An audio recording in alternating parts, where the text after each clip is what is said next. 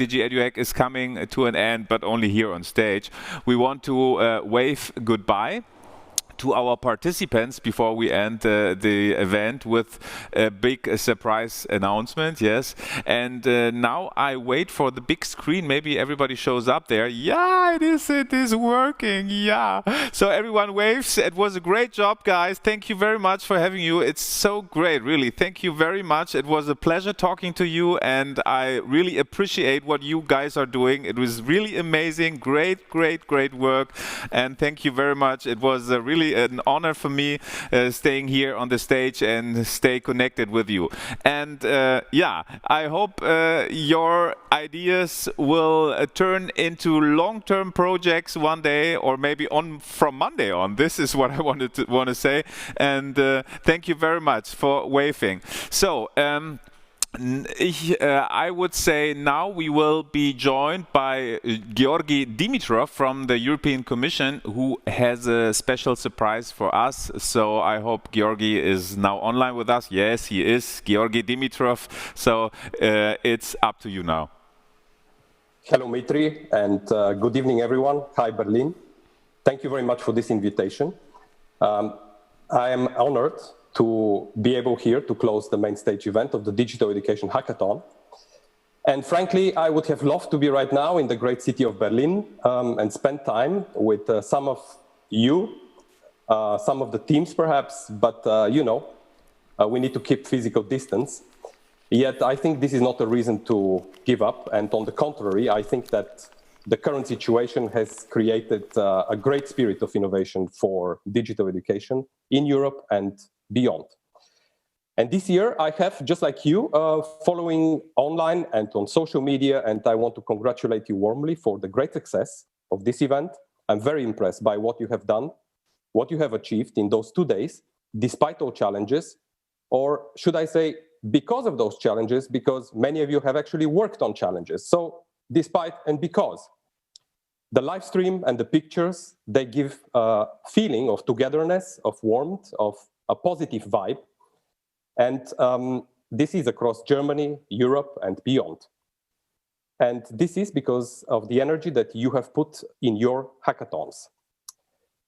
I keep thinking that the Digital Education Hackathon is much more than an event. And I want to second here some of the speakers just before me. It allows indeed different people from different cultures, from different countries, to form something like a movement of innovators and passionate people, people who wish to create the future of education in a digital age. And what happened in the last 2 days is a proof that together we can redefine learning and turn the current challenges into something like opportunities.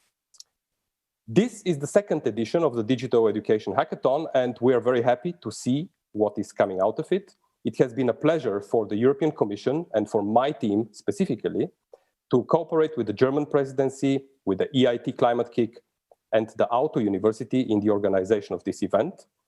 As last year, we look forward to the evaluations of the outcomes and to take stock of what has happened. I think a great deal has happened, so we're going to take a lot of stock. But let me say that the Digital Education Hackathon is the only action of the Digital Education Action Plan that some of you have heard, perhaps. And it is the only action which, in a very open way, directly engages with stakeholders, with citizens, and calls for ideas and solutions on how to make best use of technology in learning. And ideas and solutions are needed. I think COVID-19 has shown us how important digital education is. And we have seen, indeed, a lot of examples of great innovation across Europe and beyond. But we have seen also some which were not particularly effective. And I think that many are the challenges that education and training institutions are facing. And I'm sure that some of the solutions that are put forward today may find a concrete application in the following months. The European Commission has put the recovery from the COVID crisis at the center of our policies, and many of our new initiatives that are driven by the crisis are aiming at boosting the quality and the inclusiveness of education, but also the resilience of our education and training systems. And I am convinced that digital education will be a more important part of this story in the future. But what comes next for the Digital Education Hackathon? Let me highlight 3 points. First of all, our intention is to support it, which I think will come as great news, I hope. And we clearly see the value of people getting together and discussing education and its problems, but also its solutions. The outcomes and the feedback of the 2 editions so far of the hackathon are so positive that we would like to support it further. So much, I think I can tell already today. But there is more.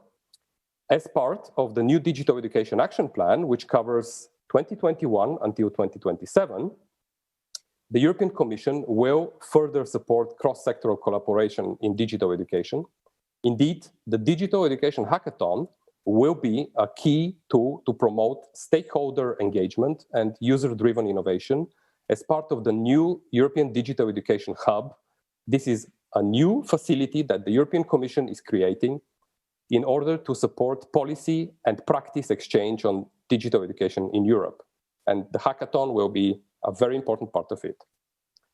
The third point, and another novelty that we're discussing for the future, is to link the hackathon closer to the Sustainable Development Goals of the United Nations. I don't need to explain that digital and green transitions need to be seen not only as challenges, but also as opportunities. Facing climate change and digital transformation are the twin goals that the European Commission is addressing. And we believe that we could explore and use the power of digital education to achieve a more sustainable way of living. Just think about perhaps traveling sometimes less. But let's talk about short term, because I think that's on the mind of many, many more people right now. And as you know, we want the best ideas of the hackathon to find their ways into action, into implementation. And this is why we're going to support the Global Award for the 3 most innovative solutions that best address the challenges that we have been facing in the last months. We are going to do this in 2 steps. First, the organizing team and the steering group of the hackathon will identify the finalists among all local winners, something like 10 to 12 teams that stand out for innovativeness and quality. And then we will leave it to the public, yes, to the public, to decide the 3 winners of the DigiEduHack Global Award. All of this will be done at the beginning of next year, around January. So at this stage, I wish best of luck for those of you who go to the selection. What will the winners get, you may ask? Well, each of the 3 winning teams will receive a check, so some money, of 5,000 euros to start implementing the actions or the solutions, and will be recognized as digital education ambassadors. The 3 winning teams will also be engaged in the organization of the next edition of the hackathon and will be able to shape it, which I think is great. Therefore, I very much encourage all local hosts to submit the local winning solutions to the DigiEduHack website so that the winning teams can run for the pre-selection and for the global awards. Now that the 2nd edition of the Digital Education Hackathon comes to an end, there is a lot of pressure coming off. Well, we just heard that some of them are working still, but I think some of them are probably feeling a bit emotional. Well, some may even feel sleepless, but motivated just to go on because of the solutions that they have found in the last 48 hours. Some of them are tired, but inspired because of the great learnings that they have learned from the teamwork and the collaboration over the last 2 days. And I guess that some just feel happy of being part of something which is bigger than each of us. So you can imagine that all of this makes my job to close this event a very easy one, because the hard work has been done by all of you out there.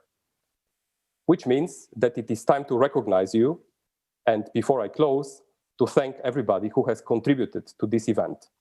First and foremost, the EIT community, and particularly the EIT Climate Kick and Auto University, who have been among the initiators of the Digital Education Hackathon. This event would have never seen life without your commitment.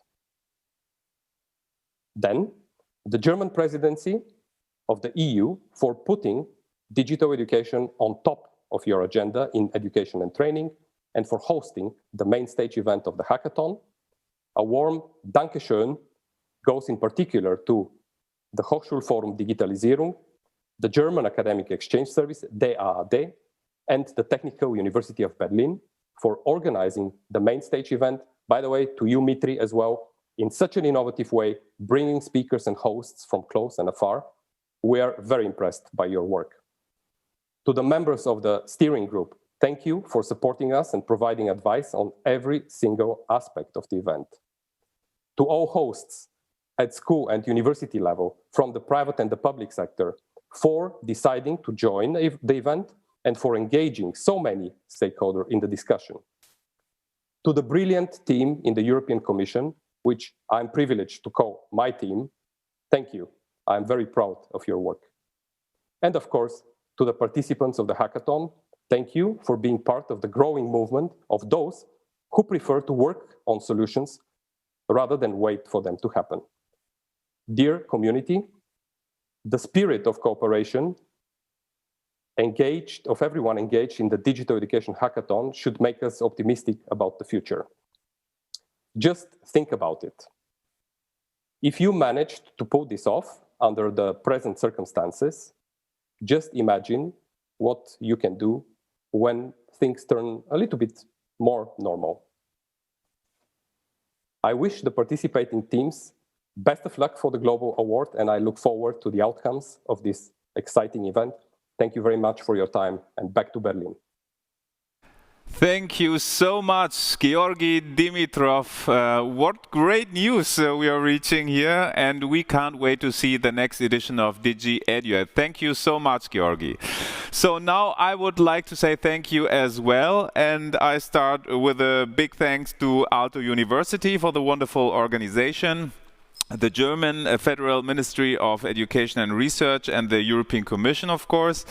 We say thank you to the partners and organizers of DigiEduHack, EIT Climate Kick, and we say also thank you to the Hochschulforum Digitalisierung, to the DAAD, and to the Technical University Berlin. And in person, I would like to say thank you to Rafaela, to Oliver, to Katharina, and especially to Amy for the great support.